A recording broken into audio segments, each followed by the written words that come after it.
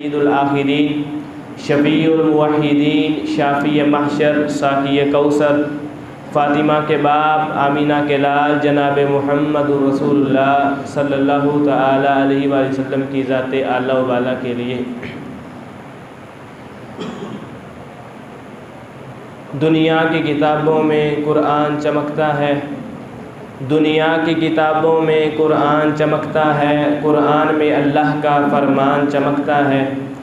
عادت جو بنا لے اس کی تلاوت کی، اللہ کی نظروں میں وہ انسان چمکتا ہے۔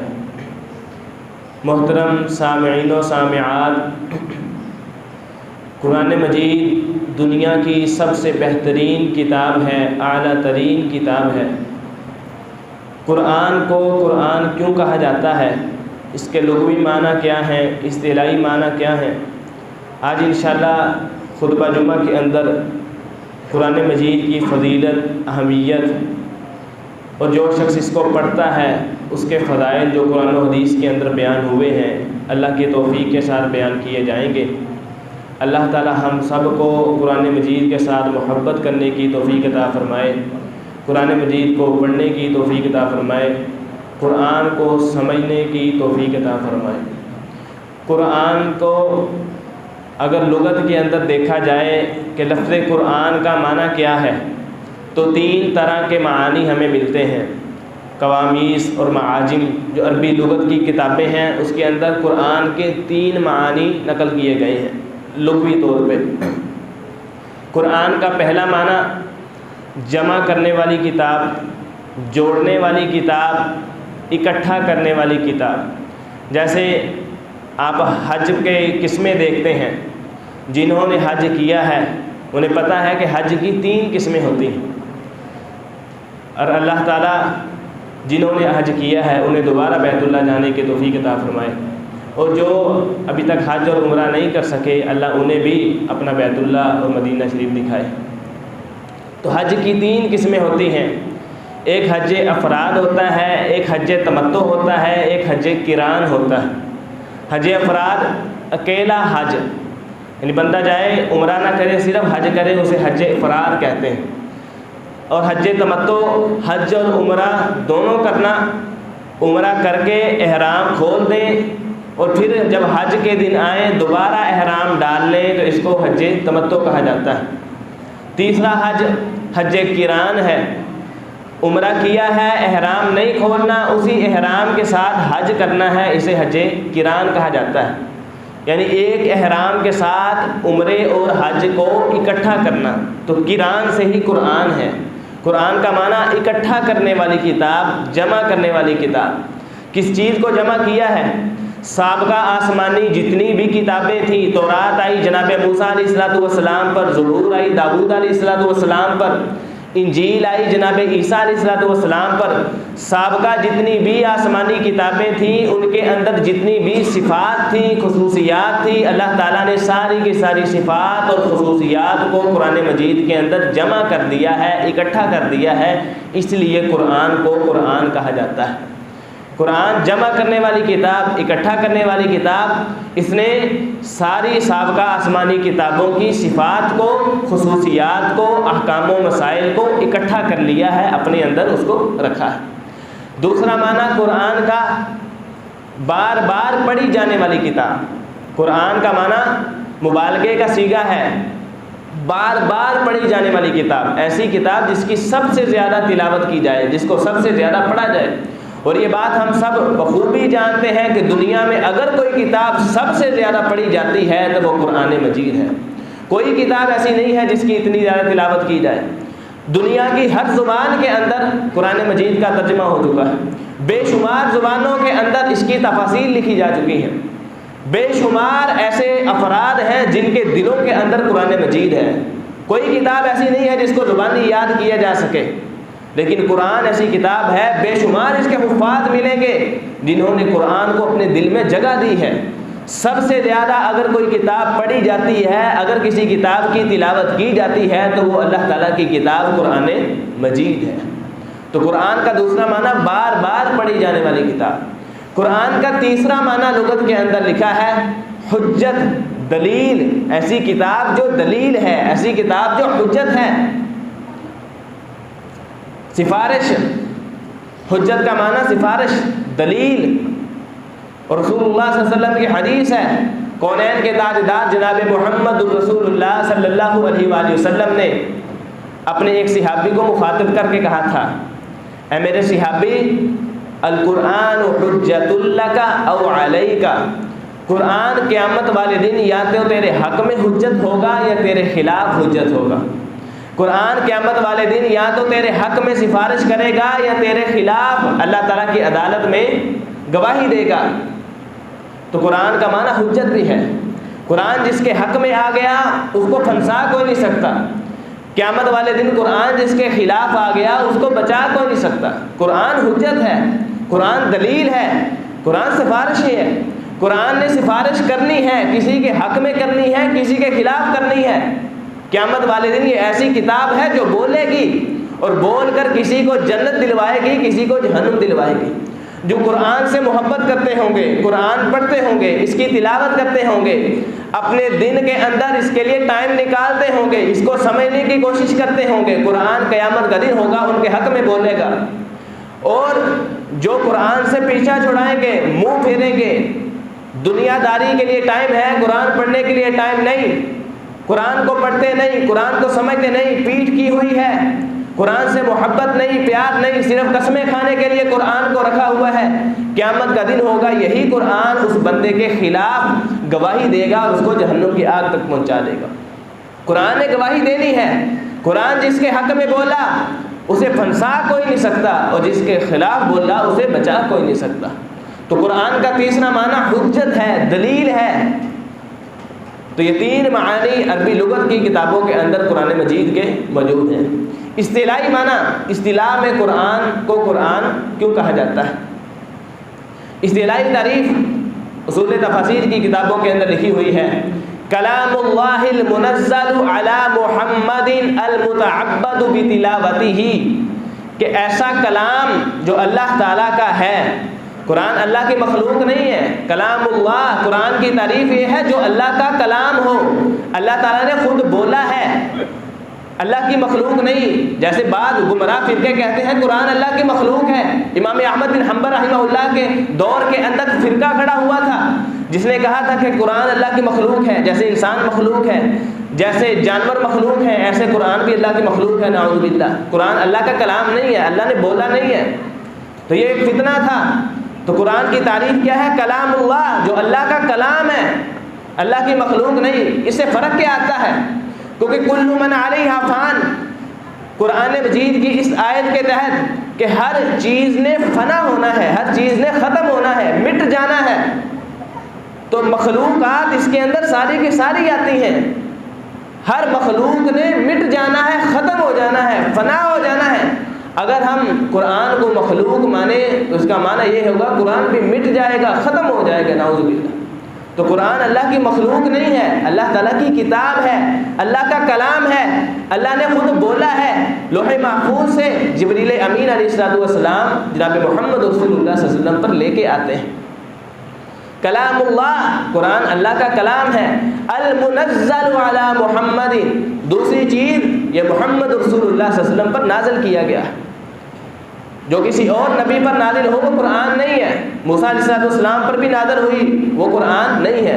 قرآن کی تعریف میں یہ شرط ہے جو محمد پر نازل ہو، اللہ کا کلام ہو اور جناب محمد رسول اللہ صلی اللہ علیہ وسلم پر نازل ہو.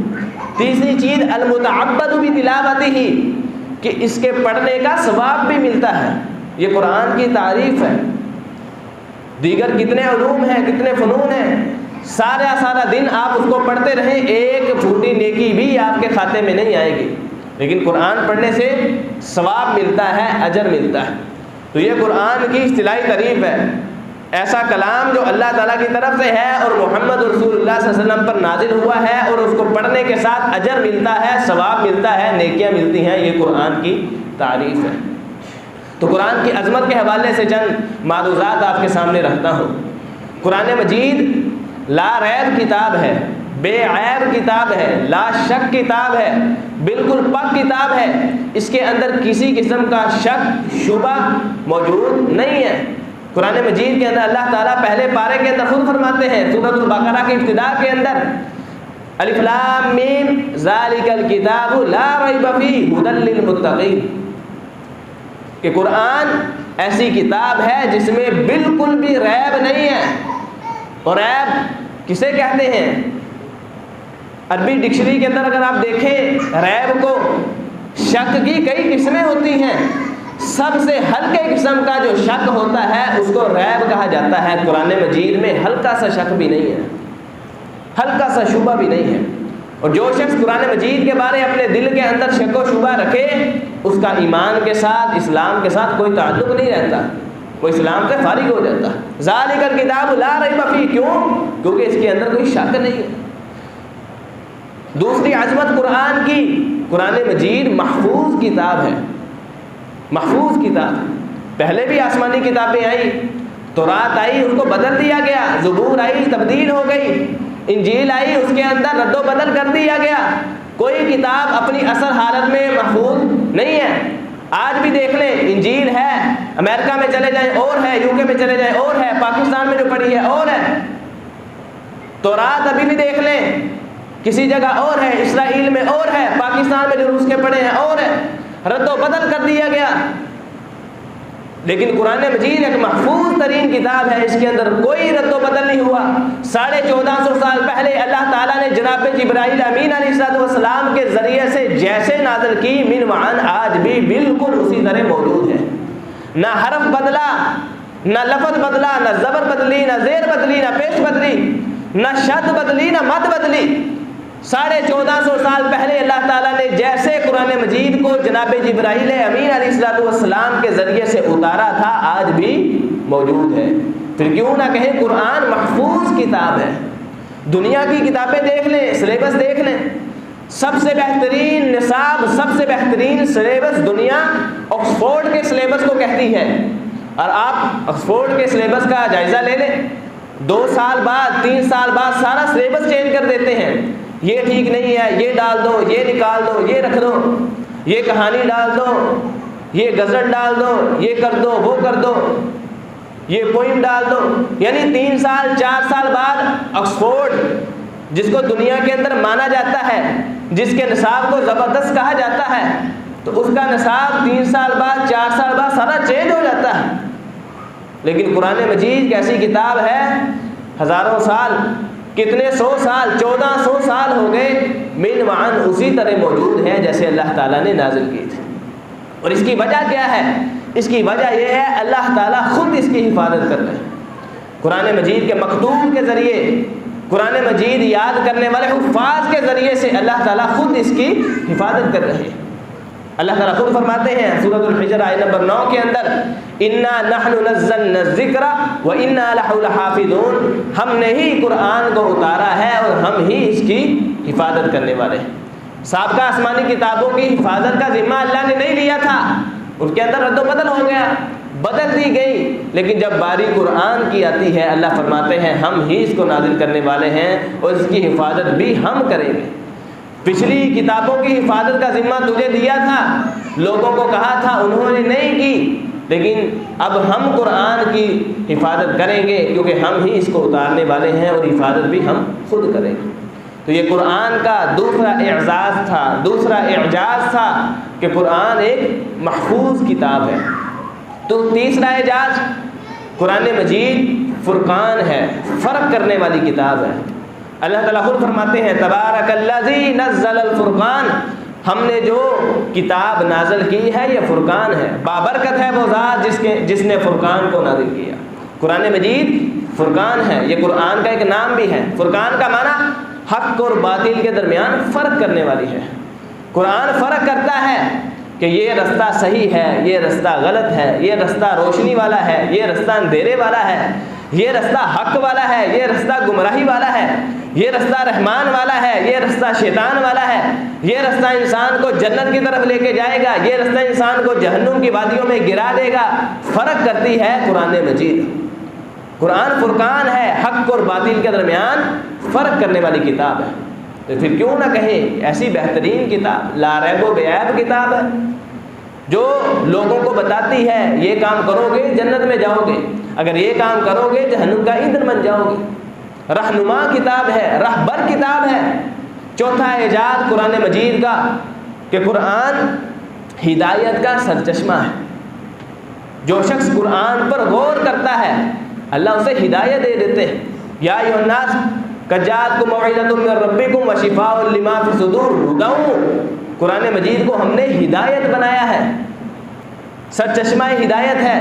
جو شخص اس پہ غور کرتا ہے، تدبر کرتا ہے، تفکر کرتا ہے، معنی مفاہیم کے ساتھ سمجھنے کی کوشش کرتا ہے، اس کے اندر کی دنیا بدل جاتی ہے، وہ سیدھی راہ پہ آ جاتا ہے، قرآن کی دعوت کو قبول کر لیتا ہے۔ کتنے واقعات ہمیں ملتے ہیں۔ طفیل بن عمرو الدوسی رضی اللہ تعالی عنہ قبیلہ دوس کے سردار تھے، پہلے مسلمان نہیں تھے، مکہ کے اندر آئے تو مکہ کے لوگوں نے کہا تھا کہ مکہ میں ایک محمد نامی صلی اللہ علیہ وسلم شخص ہے، وہ کلام پڑھتا ہے عجیب سا، اس کا کلام نہ سننا ورنہ تم گمراہ ہو جاؤ گے۔ تو طفیل بن عمرو الدوسی رضی اللہ تعالیٰ عنہ فرماتے ہیں میں نے ایسا ہی کیا، کانوں کے اندر روئی ڈال دی تاکہ محمد کی آواز میرے کانوں میں نہ پڑے۔ تو بیت اللہ کے اندر آئے، رسول اللہ صلی اللہ علیہ وسلم قرآن مجید کی تلاوت کر رہے ہیں۔ طفیل بن عمرو الدوسی کہتے ہیں کہ میں نے دل میں سوچا دیکھو تو صحیح یہ کرتا کیا ہے، یہ پڑھتا کیا ہے۔ کہتے ہیں کہ میں نے کانوں سے روئی نکالی تو رسول اللہ صلی اللہ علیہ وسلم قرآن مجید کی آیات پڑھ رہے تھے، اور میں نے توجہ کے ساتھ ساری تلاوت سنی، غور کیا، تدبر کیا، تفکر کیا۔ جب رسول اللہ صلی اللہ علیہ وسلم نے تلاوت کو مکمل کیا، میں نے قسم کھا کے کہا اللہ کی قسم، لوگ کہتے ہیں کہ محمد شاعر ہے، لوگ کہتے ہیں کہ محمد کاہن ہے، لوگ کہتے ہیں یہ مجنون ہے، یہ دیوانہ ہے، خدا کی قسم میں نے شاعروں کا کلام سنا ہے، کاہنوں کا کلام سنا ہے، مجنونوں کا کلام سنا ہے، دیوانوں کو دیکھا ہے، لیکن یہ محمد رسول اللہ صلی اللہ علیہ وسلم نہ شاعر ہے، نہ کاہن ہے، نہ مجنون ہے، نہ دیوانے ہیں۔ اگر یہ کہتے ہیں کہ یہ کلام اللہ تعالیٰ کی طرف سے نازل شدہ ہے تو میں اللہ کی قسم کھا کے کہتا ہوں کہ واقعتاً یہ قرآن اللہ تعالیٰ کی طرف سے نازل شدہ ہے۔ اور فوراً کلمہ پڑھ لیا اشہد ان لا الہ الا اللہ و اشہد ان محمدا عبدہ و رسولہ، مسلمان ہو گئے۔ طفیل بن عمرو الدوسی رضی اللہ تعالیٰ عنہ مسلمان ہو گئے، قرآن سنا، اندر کی دنیا بدلی، اسلام قبول کر لیا، قرآن کی دعوت پر لبیک کہہ دیا۔ پھر کیوں نہ کہیں قرآن سرچشمہ ہدایت ہے۔ اور طفیل بن عمرو الدوسی رضی اللہ تعالیٰ عنہ کے مسلمان ہونے کے ساتھ ان کا سارا قبیلہ مسلمان ہو گیا۔ قرآن سرچشمہ ہدایت ہے۔ اسی طرح کا واقعہ ضماد ازدی رضی اللہ تعالیٰ عنہ کا ہے۔ وہ مکہ کے اندر آئے، انہیں بھی لوگوں نے کہا کہ محمد کی باتوں میں نہ آنا، اگر تم نے اس کا کلام سن لیا جو وہ پڑھتا ہے تم گمراہ ہو جاؤ گے۔ تو وہ بھی کہتے ہیں کہ میں نے سوچا کہ ایک مرتبہ سنو تو صحیح محمد رسول اللہ صلی اللہ علیہ وسلم کیا کہتے ہیں۔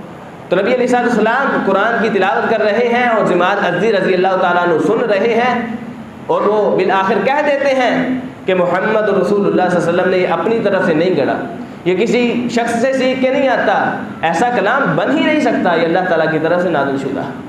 عرب کے لوگ بڑے فصیح تھے، بڑے بلیغ تھے، عربی اپنے آپ کو عربی کہتے تھے اور باقی سب کو اجمی کہتے تھے۔ اجمی کا معنی گنگا، یعنی اپنے والوں کو اپنے آپ کو بولنے والا کہتے تھے اور باقی ساری دنیا کو گنگا کہتے تھے۔ بڑے ذہین تھے، بڑے فتین تھے۔ عربی زبان رسول اللہ صلی اللہ علیہ وسلم کے زمانے میں سب زبانوں سے اعلیٰ تھی، اس کی بڑی اہمیت تھی۔ ایسے ذہین لوگ تھے، کوئی چیز لکھتے نہیں تھے، لکھنے کو کمزوری سمجھتے تھے۔ ہزاروں ہزاروں لاکھوں لاکھوں اشعار، لاکھوں لاکھوں غزلیں، لوگوں کے قصیدے انہیں زبانی یاد ہوتے تھے۔ ایک ایک مجلس میں کھڑے کھڑے ہزاروں اشعار زبانی سنا جایا کرتے تھے۔ لیکن قرآن مجید کا جب چیلنج آیا، قرآن آیا تو بے بس ہو گئے۔ اللہ تعالیٰ نے کہا کہ تم کہتے ہو محمد رسول اللہ صلی اللہ علیہ وسلم اپنی طرف سے کلام بناتے ہیں، قرآن اپنی طرف سے گڑھ گڑھ کے تمہیں سناتے ہیں، تم بھی بڑے فصیح ہو، تم بھی بڑے بلیغ ہو، تمہیں عربی بڑی آتی ہے، یہ بھی عربی میں ہے، تم اس جیسا کلام بنا کے دکھا دو۔ 3 چیلنج اللہ تعالیٰ نے رکھے قرآن مجید کے حوالے سے۔ پہلا چیلنج عرب کے فصحاء اور بلغاء کو، عرب کے فصیح لوگوں کو کہ اس قرآن جیسا تم قرآن بنا کے دکھا دو، میں تمہیں مان جاؤں۔ نہیں بنا سکے۔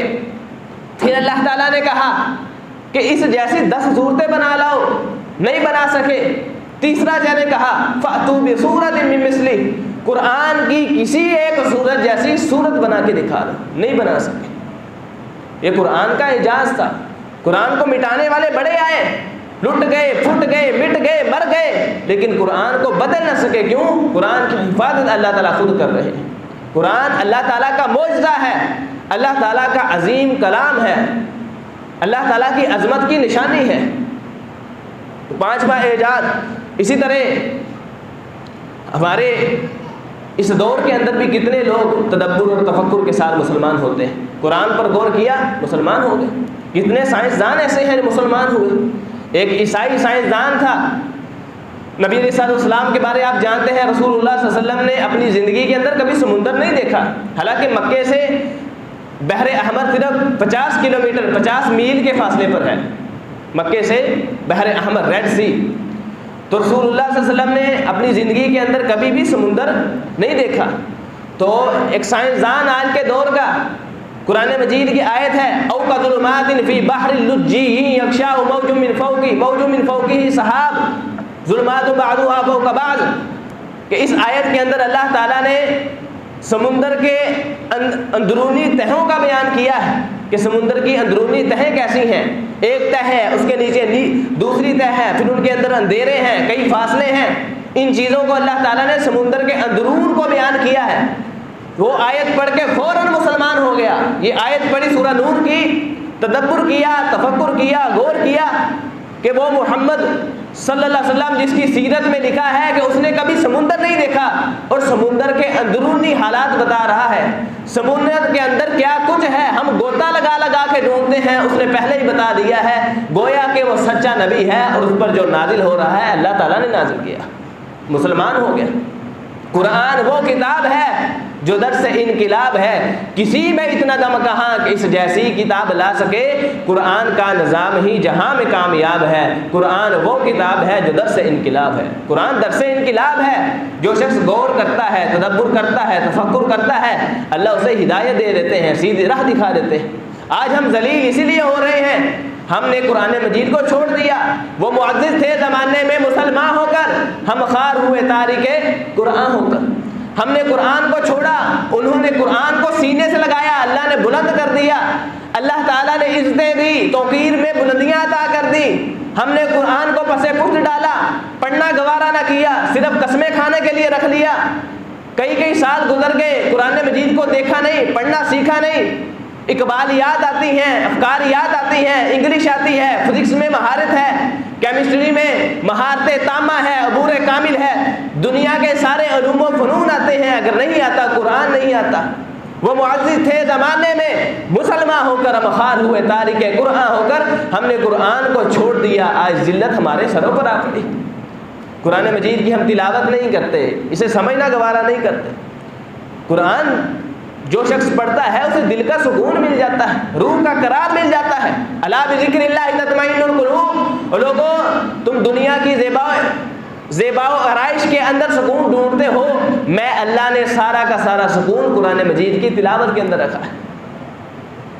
اللہ کے ذکر کے ساتھ دلوں کو راحت ملتی ہے، دلوں کو سکون ملتا ہے، اور ذکر کا سب سے بہترین ذریعہ قرآن مجید کی تلاوت ہے. قرآن شفا ہے. یا ایھا الناس قد جاءتکم موعظۃ من ربکم وشفاء لما فی الصدور. اللہ تعالیٰ نے قرآن مجید کو شفا کہا ہے. جسمانی بیماریوں کے لیے بھی شفا ہے، روحانی بیماریوں کے لیے بھی شفا ہے. جسمانی کوئی بیماری ہے، یقین کے ساتھ، اعتماد کے ساتھ، یقین کامل کے ساتھ اللہ تعالیٰ سے دعا کریں، قرآن مجید کی تلاوت کریں کہ میں قرآن پڑھوں گا، مجھے فلاں مسئلہ ہے اللہ ختم کر دیں، فلاں پریشانی ہے میں قرآن کی تلاوت کروں گا اس یقین کے ساتھ کہ اللہ تعالیٰ میری فلاں بیماری کو دور کر دیں گے. اور انشاءاللہ اللہ کرتے ہیں. کیوں؟ قرآن شفا ہے. قرآن مجید کے اندر اللہ تعالیٰ نے صرف دو چیزوں کو شفا کہا ہے. ایک شہد کو شفا کہا ہے اور دوسرا قرآن کو شفا کہا ہے. سورہ نحل کے اندر فیہ شفاء للناس کہ ہم نے شہد میں شفا رکھی ہے. اسی طرح دوسری آیت یا ایھا الناس قد جاءتکم موعظۃ من ربکم وشفاء لما فی الصدور. سینوں کی بیماریوں کے لیے ہم نے قرآن میں شفا رکھی. جسمانی بیماریوں کے لیے بھی شفا ہے، روحانی بیماریوں کے لیے بھی قرآن بھی شفا ہے. اور جو قرآن پڑھتا ہے وہ عام انسان نہیں رہتا، دنیا کا بہترین انسان بن جاتا ہے. اللہ اس کے درجات کو بلند کر دیتے ہیں جو قرآن کا طالب علم بن جاتا ہے، قرآن کی تلاوت کرتا ہے. یرفع اللہ الذین آمنوا منکم والذین اوتوا العلم درجات. کہ جو قرآن کا طالب علم بن جاتا ہے ہم اس کے درجات کو بلند کر دیتے ہیں، اللہ قرآن میں فرماتے ہیں. اور جو قرآن پڑھتا ہے وہ عام لوگوں کی طرح کا نہیں ہوتا۔ قُلْ هَلْ يَسْتَوِي الَّذِينَ يَعْلَمُونَ وَالَّذِينَ لَا يَعْلَمُونَ، اے لوگوں تم سمجھتے ہو کہ جن کے پاس قرآن کی تعلیم ہے، قرآن کا علم ہے، اور جن کے پاس نہیں ہے دونوں برابر ہیں؟ نہیں، استفہام انکار کا ہے۔ قرآن والے اور جن کے پاس قرآن نہیں ہے دونوں برابر ہو سکتے نہیں ہو سکتے۔ قرآن مجید کا طالب علم، قرآن پڑھنے والا تو عبادت کرنے والے سے افضل ہے۔ رسول اللہ صلی اللہ علیہ وسلم کی حدیث ہے، فضل العالم علی العابد کفضل القمر علی سائر الکواکب۔ قرآن والا، علم حاصل کرنے والے کی فضیلت عبادت کرنے والے پر ایسے ہے جیسے چاند کی فضیلت ستاروں پر ہے۔ ایک عبادت کرنے والا ساری رات عبادت کرتا رہے، ایک قرآن کا عالم ساری رات سویا رہے، قرآن کا عالم پھر بھی بہتر ہے۔ رسول اللہ صلی اللہ علیہ وسلم کی حدیث ہے۔ ترمذی شریف کے اندر روایت آتی ہے، نبی صلی اللہ علیہ وسلم نے فرمایا، قرآن کا عالم، قرآن و حدیث کو سمجھنے والا، سیکھنے اور سکھانے والا ساری رات سویا رہے، اور ایک عبادت کرنے والا ساری رات نوافل پڑھتا رہے، پھر بھی برابر ہو سکتے نہیں ہو سکتے۔ سویا ہوا قرآن کا عالم بہتر ہے، افضل ہے۔ قرآن سے اللہ عزتیں دیتے ہیں، مقام دیتے ہیں، مرتبے دیتے ہیں۔ ان اللہ یرفع بہذا الکتاب اقواما ویضع بہ آخرین، اللہ قرآن کی وجہ سے لوگوں کو بلندیاں دیتے ہیں، اور اللہ تعالیٰ قرآن مجید کی وجہ سے ہی لوگوں کو ذلیل کر دیتے ہیں۔ جو قرآن کو سینے سے لگاتے ہیں اللہ ان کو عزتیں دے دیتا ہے، اور جو قرآن پڑھتے نہیں، سمجھتے نہیں، اللہ تعالیٰ ان کو ذلیل کر دیتا ہے۔ رسول اللہ صلی اللہ علیہ وسلم کے زمانے میں عثمان بن ابی العاص رضی اللہ تعالی عنہ غریب صحابی تھے، کچھ بھی نہیں تھا، لیکن قرآن تھا، انہیں قرآن آتا تھا۔ رسول اللہ صلی اللہ علیہ وسلم نے طائف کا گورنر بنا دیا۔ کیوں؟ اسے قرآن آتا ہے۔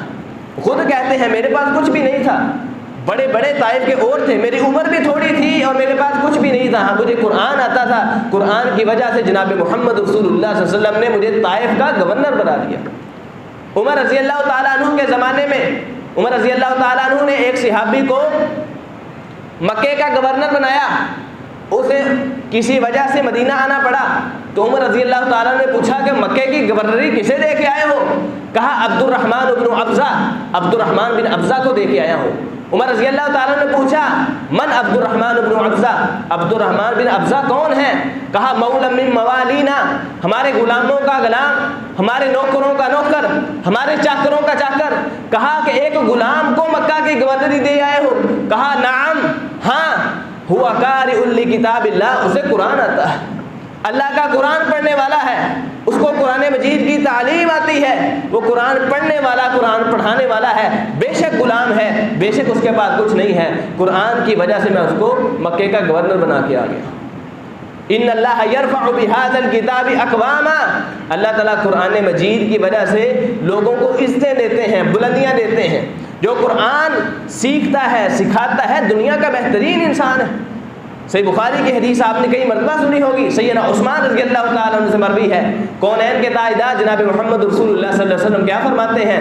خیرکم من تعلم القرآن وعلمہ، تم میں سے بہترین انسان وہ ہے جو قرآن پڑھتا ہے، قرآن پڑھاتا ہے، قرآن سیکھتا ہے، قرآن سکھاتا ہے، قرآن سمجھتا ہے، قرآن سمجھاتا ہے، جس کا تعلق قرآن کے ساتھ ہوتا ہے۔ بے شک آج ہمارے معیار اور ہو گئے ہیں کہ فلاں کے پاس مال ہے وہ بہترین ہے، فلاں کے پاس عہدہ ہے وہ بہترین ہے، فلاں مشہور ہے اس کے پاس شہرت ہے لہذا بہترین ہے۔ نہیں، اللہ کے نزدیک نہ مال معنی رکھتا ہے، نہ شہرت معنی رکھتی ہے، نہ چودراہٹ کوئی معنی رکھتی ہے۔ اللہ تعالیٰ بہترین اسے کہتے ہیں، جناب محمد رسول اللہ صلی اللہ علیہ وسلم بہترین اسے کہتے ہیں جو قرآن پڑھنے والا ہے، قرآن پڑھانے والا ہے۔ آج ہم قرآن سے دور کیوں ہو گئے؟ دوبارہ رمضان آنے والا ہے، کتنے مسلمان ایسے ہیں جنہوں نے پچھلے رمضان سے لے کر اس رمضان تک ایک مرتبہ بھی قرآن مجید مکمل نہیں پڑھا ہوگا۔ اب پچھلے جمعے کے والے دن شہر کے اندر پروگرام تھا مغرب کی نماز کے بعد، وہاں حافظ عبدالرؤف صاحب نے پوچھا تھا، 400 کے قریب مجمع تھا، 400 سے 500 کے قریب افراد، انہوں نے پوچھا تھا کہ بتاؤ پچھلے رمضان سے لے کر اب دوبارہ رمضان آنے والا ہے، کسی نے ایک مرتبہ قرآن مجید پڑھا ہو؟ تو 450 کے مجمع میں سے صرف 40 سے 45 لوگوں نے ہاتھ کو کھڑا کیا۔ تو یہ کون لوگ تھے جو جلسہ سننے آئے تھے؟ دیندار، مذہبی لوگ، دین کو پسند کرنے والے۔ ان کے حالات یہ ہیں کہ سال میں ایک مرتبہ بھی قرآن مجید کو نہیں پڑھا۔